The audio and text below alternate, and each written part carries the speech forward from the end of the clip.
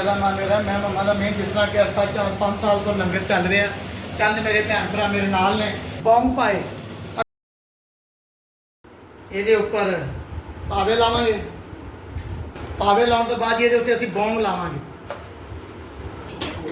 अध पा लसन ते अध पा अदरक 50 ग्राम मिर्च हरियां मिर्चा जी 8 तो 10 अदरक 1.5 पा के करीब प्याज पावांगे जी। माशाल्लाह जी पावे बौंग तैयार हो गई है।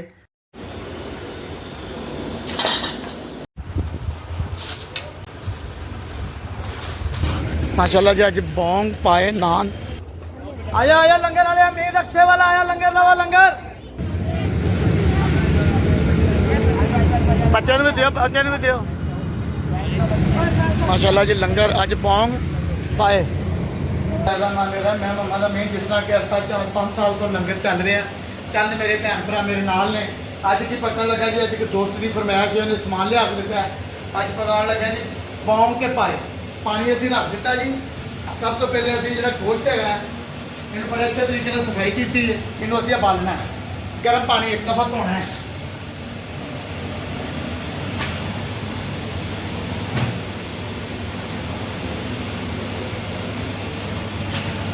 अच्छा जी गोश्त असी पाता पावे भी नाल ही पाने ने इस करके कि एक दफ़ा ज़्यादातर अजकल गोश्त जो पानी वाला आता है इन्हूं अच्छे तरीके एक दफ़ा उबाल लिया करो उबालन तो बाद इन्हूं पकाया करो जिस तरीके नहीं पकाना।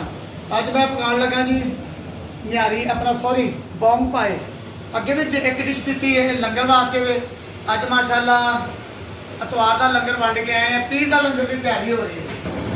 माशाल्लाह जी 4 तो 5 साल हो गए ने लंगर को चंद दोस्त मेरे नाल ने जिन्हों की बदौलत लंगर पकता है। अगर इस लंगर में शामिल होना चाहते हो माली इमदाद नहीं कर सकते कोई गल नहीं तो इस चैनल को लाइक सबसक्राइब करके इस लंगर की शामिल हो सकते हो। माशाल्लाह 200 तो 250 बंदे का लंगर पकता है हफ्ता इतवार 3 दिन पानी गर्म हो रहा जी। माशाल्लाह अज 7वां महीना है 28 तरीक है जी ते पीर के लंगर की तैयारी हो रही है। अतवार का लंगर असीं अज गुड़ वाले चौल पका के बन के आए हैं। अच्छा जी सब तो पहले असीं थल्ले मिठा लावांगे उस तो बाद ये ऊपर पावे लावांगे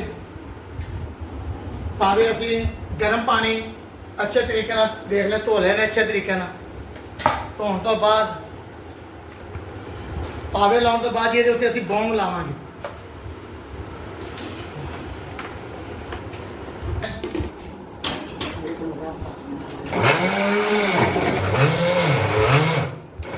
अच्छा जी अध पा लसन ते अध पा अदरक नमक अदरक जाएगा जी 50 ग्राम मिर्च गरम मसाला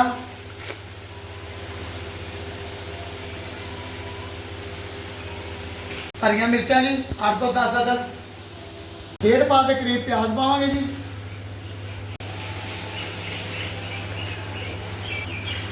3 तो 4 किलो पानी पावांगे 70 किलो के करीब घ्यो पावांगे। कुछ लोग दोस्त वगैरह घ्यो की बनाई भी कर लेंगे ने वो भी बेहतर है मगर यह जो मुकम्मल हर चीज़ गल जाएगी उस तो बाद इसकी ग्रेवी बन जाएगी जी। अल्लाह खैर 2 चम्मच हल्दी दे अजाना लग पे माशाल्लाह जी हूँ नमाज तो बाद इन्हों फिलहाल कुकर लाने कुकर को घंटा पौना घंटा लावांगे चेक करांगे उस तो बाद फिर तुहानूं दसने फिर इन्हों असीं पतीले च रखांगे पहले इन्हों चंगी तरह गाल लीए। बाकी मैसेज है भाई खुश ने जीने वास्ते रहे जी लंगर के काम में शामिल हो जाए इंसान दुनिया से आया चल जाना मैं ड्यूटी दे रहा मालिक ड्यूटी लै रहा जीने वास्ते रहे जी। अल्लाह खैर है चैनल है इस शामिल हो जाओ अल्लाह खैर।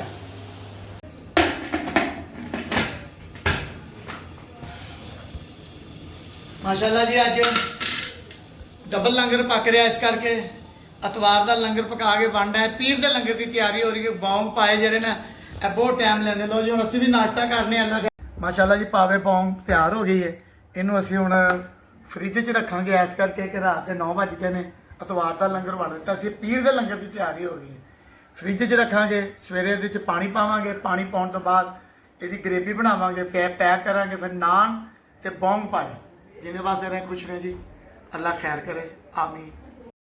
ਅੱਛਾ ਜੀ, ਇਹਦੇ ਚ ਅਸੀਂ 2 ਚਮਚ ਕਾਲੀ ਮਿਰਚ ਦੇ ਪਾਏ ਨੇ, 2 ਚਮਚ ਲਾਲ ਮਿਰਚ ਦੇ ਪਾਏ ਨੇ, 3 ਚਮਚ ਸੁੱਕੇ ਧਨੀਆ ਦੇ ਪਾਏ ਨੇ। ਇਸ ਤੋਂ ਬਾਅਦ ਗਰਮ ਮਸਾਲਾ 2 ਚਮਚ ਪਾਏ ਨੇ ਤੇ ਬਸ ਪਾਣੀ ਪਾਇਆ 1 ਬਾਲਟੀ, ਇਸ ਕਰਕੇ ਕਿ ਪਾਣੀ ਜ਼ਰੂਰੀ ਸੀ। ਅੱਗੇ ਸ਼ੋਰਬਾ ਬੜਾ ਗਾੜਾ ਹੈ, ਬਸ ਹੁਣ ਅੱਲਾ ਕੀਤੇ ਇਹਨੂੰ ਪਕਾਵਾਂਗੇ ਅੱਛੇ ਤਰੀਕੇ ਨਾਲ ਤੇ ਪੈਕਿੰਗ ਕਰਾਂਗੇ ਨਾਲ ਨਾਨ। ਅੱਲਾ ਖੈਰ ਜੀ।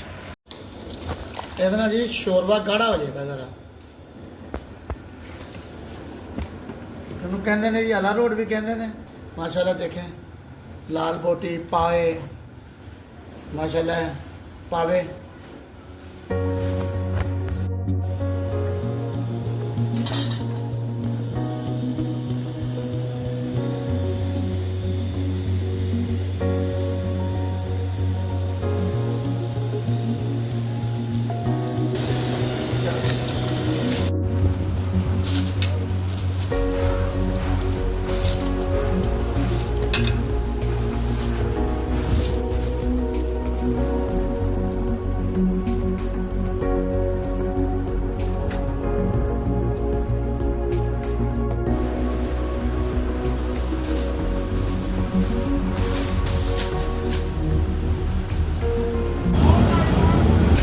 माशाल्लाह जी अज बौंग पाए नान हुणे आवाज लावांगे जी। अल्लाह खैर देखे।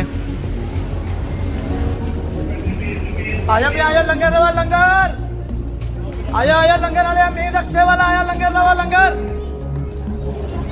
आजा आजा मेरा भाई लंगर लवा अमीर अक्षय वाला आया भाई।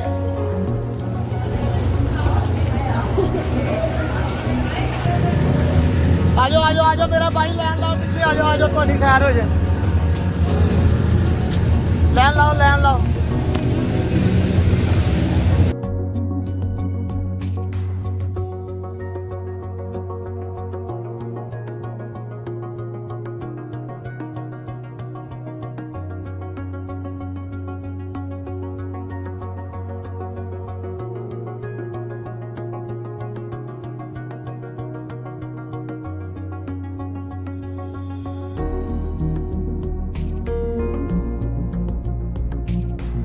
माशाल्लाह जी लंगर अज पौंग पाए।